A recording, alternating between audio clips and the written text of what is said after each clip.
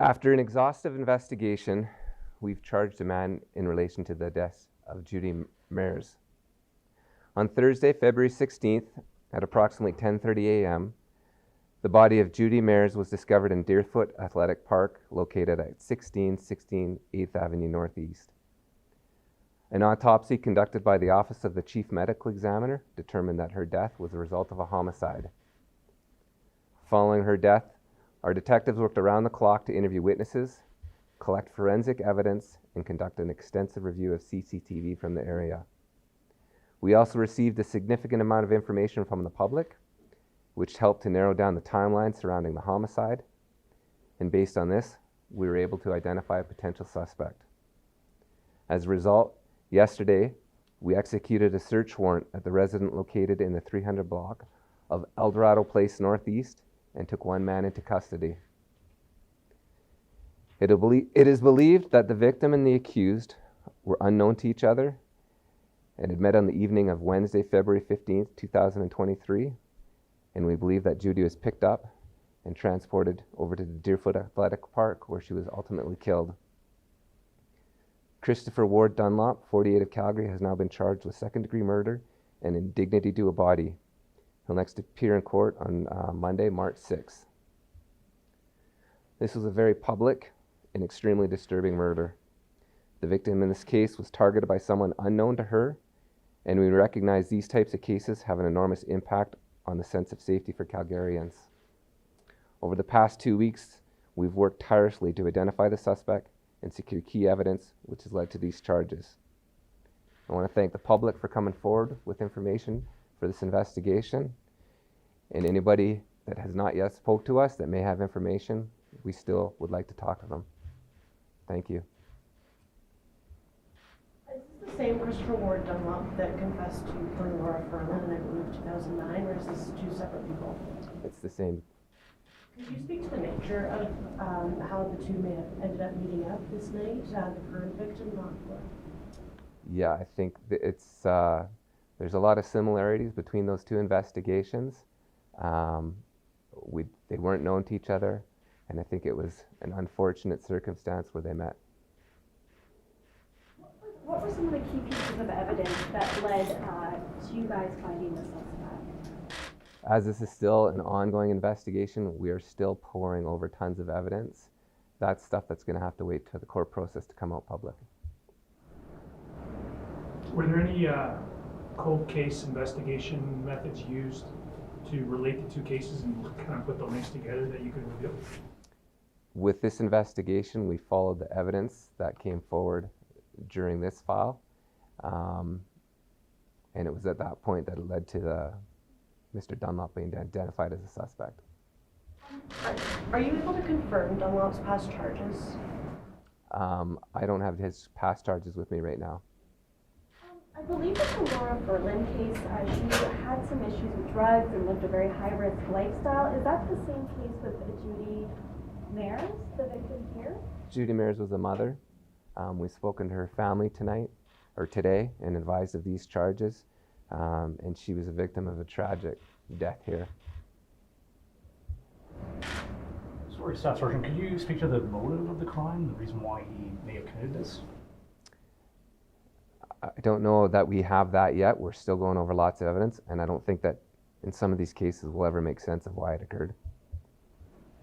I know you said they didn't know each other prior. Can you speak to how they ended up knowing each other, interacting? We believe that this was an interaction that occurred very quickly, where they met each other, and there's no history between them. Was she just going about her day? Like, They meet online? Can you say? That'll have to come out in the investigation in court, but no history that led to this meeting prior to their meeting on this night. The last time you guys didn't rule out the possibility of her body being transported. Any new information you can reveal there? Do you believe she's now killed at the park, or are you guys still trying to figure that out, whether or not her body was transported there?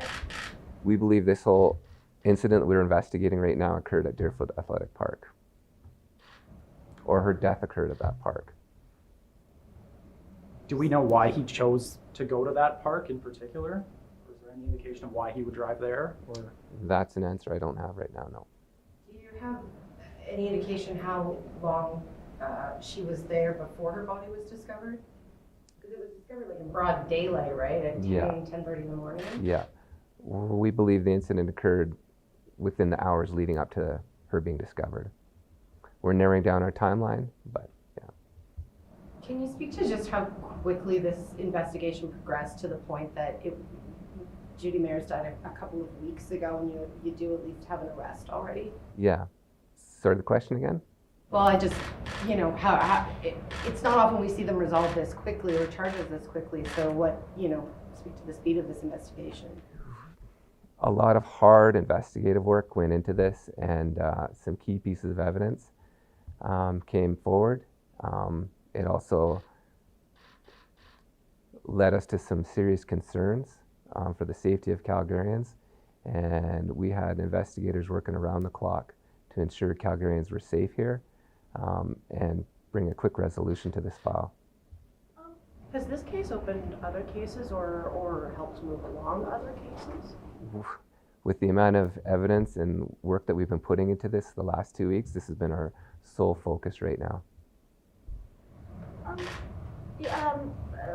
Quite a few times the Calgary Police has requested, the public to come forward with information and dash cam footage. Can you speak on just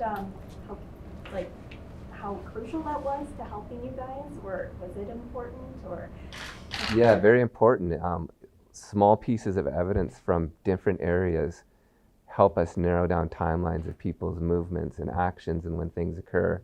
And in this case, there is a lot of different video from different locations, which has helped us go from a very broad time frame, narrow down a lot of activity. So, and with that collection, that hours and hours of follow-up by the investigators to go over that from all the different areas, and we appreciate it, and it does help. do we know if Chris Dunlop was in a relationship with anybody at the time? Did he have a wife or a girlfriend, or can you comment on that as well? I'm not going to comment on his private life. I believe you called this extremely disturbing and, very public of a case. Can you elaborate on why you chose to use those words in regards to this particular case? Well, Miss MAERZ was found in a public park where people take their kids, take their dogs, first thing in the morning as people are going to their morning commutes. As we mentioned before, there was a fire involved. It's not something that people are used to seeing when they're out in their normal course of their day.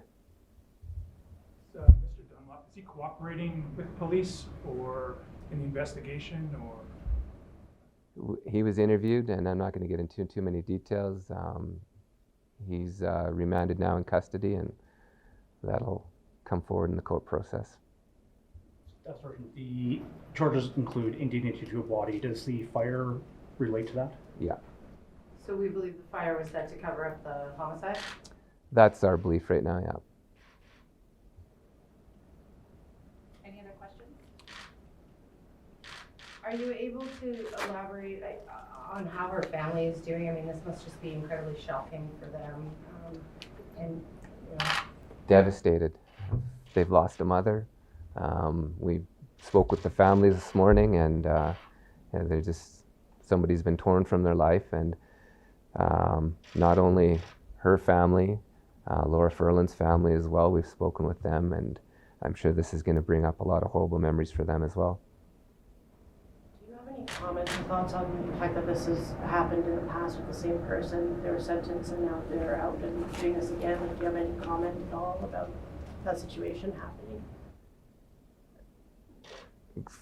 What do you mean by the question? Essentially, if he was sentenced previously for something similar, do you have any thoughts or comments on this happening again? Not right now, no. We've solely been focused on the investigation, and we're aware of the previous investigation, but really been focusing on the evidence and bringing this to a conclusion. And Judy was the mother of how many? Sorry. 2. So just to pick up on what Joe's talking about here, you mentioned that you spoke to Laura Furlan's family as well. I guess, how frustrating is it for officers to have to go to these homes and say that, you know, your loved one is dead, when perhaps if we had better parole reforms or bail laws, you might not be knocking on that door. Anytime that we have to talk to a family member of somebody who's lost a loved one, it's hard on our investigators. It's devastating for the family. It's never an easy thing to do. There's no right time. It's tragic. How long would you say you've been tracking Mr. Dunlop for, just in terms of, I guess, length of time? How long has he been known to police, things like that? Won't go into too many details regarding that portion of the investigation. Anything else? Nope. Thank you. Thanks, everyone.